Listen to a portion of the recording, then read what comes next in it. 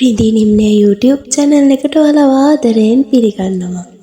ඉතින් ඔන්න වසන්තය කතාවේ අලුත් කොටසක් අරන් මම ආවා. ඊට කලින් පුංචි පණිවිඩ කීපයක් ඔයාලට දෙන්න තියෙනවා. නිදහසේ පියාපත් ඊළඟ කොටසක් අරන් ඉක්මනින් මම එනවා. ඒ වගේම ඔයාලට මේ දවස් ටිකේම අප්ඩේට් එකක් දෙන්න බැරි වුණ එකට සමා වෙන්න. ඉතින් අපි වැඩි කතා නොකර කතාවට යමු. වසන්තය 6 වන පරිච්ඡේදය. කුමරියනි, ඔබට අපේ කුමරු කතා කරනවා.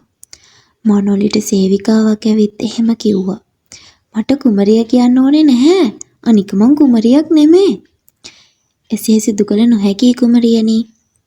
කුමරුන් පැවසිය ඔබට එසේ කතා කරන්න කියලා. එයා එහෙම කිව්වද? හරි, මං එන්නම්. මනෝලි කාමරෙන් එළියට ගිහින් උද්‍යානයේ හිටපු මිහිත්ව හම්බුණා.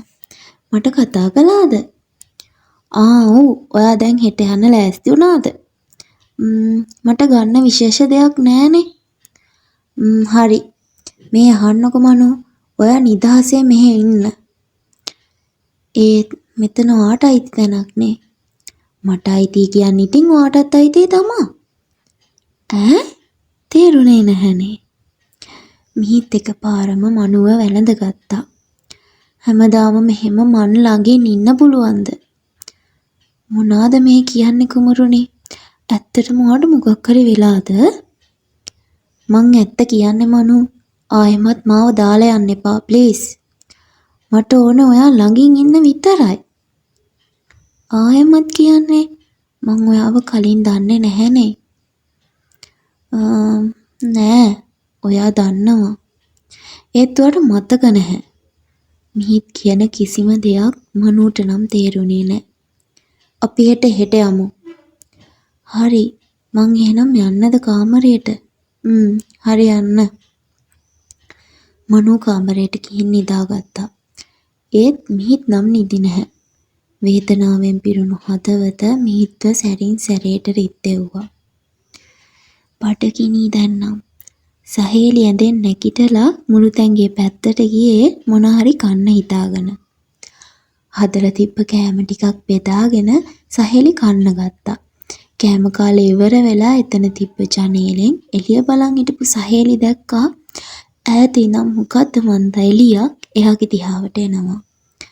ටික වෙලාවකින් ඒ ආපු එළිය සහේලි ළඟින් නැවතුණා. ඒ ලස්සන මුව පැටියෙක්. නැත්තම් මායා සත්වයන්ගෙන් එක්කෙනෙක්. එහෙම අය ඉන්නවා කියලා මතයක් තිබ්බට කවුරුවත් දැකලා තිබ්බේ නැහැ. සහේලි පුදුම වෙලා බලන් ඉද්දි මුව පැටියා ටිකෙන් ටික සහේලි ළඟට ආවා. එයා වඩාගත්ත සහේලි තමන්ගේ කාමරයට ගියා. ඔයා කොහේ ඉඳන්ද පැටියෝ මෙහෙට ආවේ? අනේ ඔයා හරිම ලස්සනයි.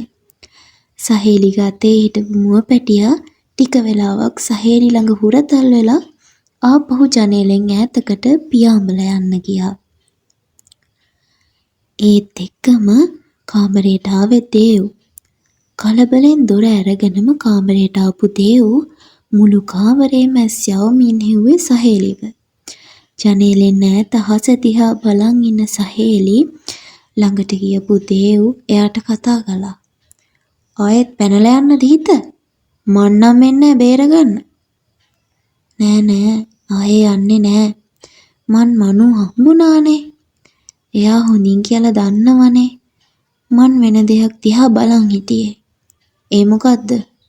දේව් සෝදිසියෙන් අහස දිහා බලන ගමන් ඇහුවා. දිව්‍ය ලෝකෙන් කුමාරයෙක් ආවනේ. මෙතනට මේ දැන් මන් දන්නේ නැතුව කවුද මෙහෙට එන්නේ? විහිළුවක්. හුරතල් මුව පැටියෙක් ඇවිත් ගියානේ. එහෙමද? මොකද්ද අප්පවට පොඩ්ඩක් hina වෙන්නවත් බැරිද අනේ? මොකෝ hina වුණා කියලා දට්ටික් ගැලවෙනවද? ඔව්. සහේලි එතනින් එහාට මොකුත්ම කියන්න ගියේ නෑ. හැබැයි ඉතින් හිතින් අර අහිංසක දේවුට දෙහි කපනවා. එක පාරටම ඇඟට අමුත්තක් දැනුනේ නිසා සහේලි හිමීට ඇඳෙන් ඉඳගත්තා. ඇයි මොකද උනේ? කලබලෙන් සහේලි ළඟට ආව දේව් ඇහුවා. නෑ මන් මේ නිකන් ටිකක් මහන්සියක් දැනුණා. ඒකයි. නිදා ගන්න.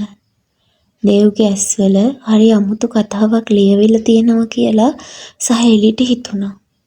සහේලිට නිදා ගන්න කියලා දේව් කාමරෙන් යන්න ගියේ සේවිකාව දෙන්නෙක්ට සහේලිව බලන්න ගියාගෙනමයි. ඉතින් ඔන්න අද කොටස ඉවරයි. අපි ඊළඟ කොටසින් ඉක්මනින් හමු වෙමු. ඉතින් කතාවේ ඊළඟ කොටසත් ඉක්මනින්ම අරන් එන්න. මතක ඇතුව ලයික් එකක් දාලා කමෙන්ට් එකකුත් දාගෙනම යන්න.